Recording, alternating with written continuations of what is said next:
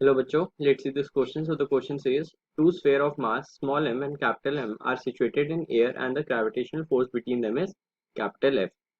The space around the masses is now filled with a liquid of specific gravity 3.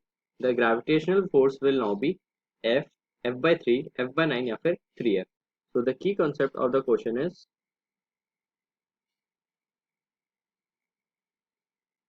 gravitational force.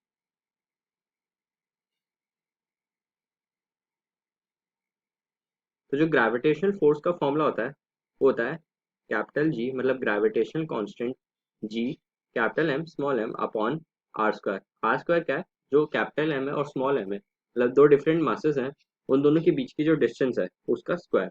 तो ऐसे में direct साफ दिख रहा है जो फोर्स है डायरेक्टली प्रोपोर्शनल है मासेस के या फिर प्रोडक्ट ऑफ मासेस के और डायरेक्टली प्रोपोर्शनल है 1/r² के।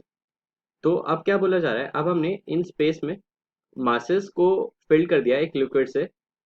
अब हमें क्या बोला जा रहा है, स्पेस अराउंड जो मासेस है उसको हम फिल कर रहे हैं एक लिक्विड से जिसकी जो स्पेसिफिक ग्रेविटी है वो कितनी है 3। Specific gravity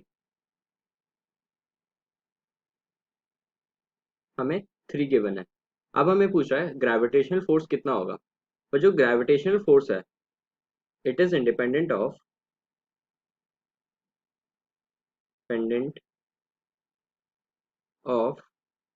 medium in which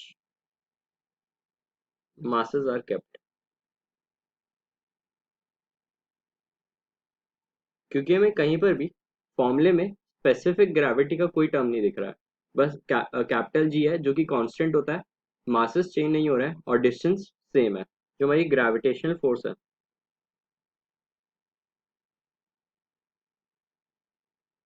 force remains the same.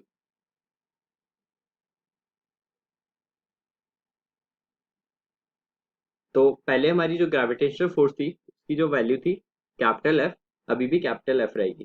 So option one is the right choice. Hope you understood it well. Best of luck.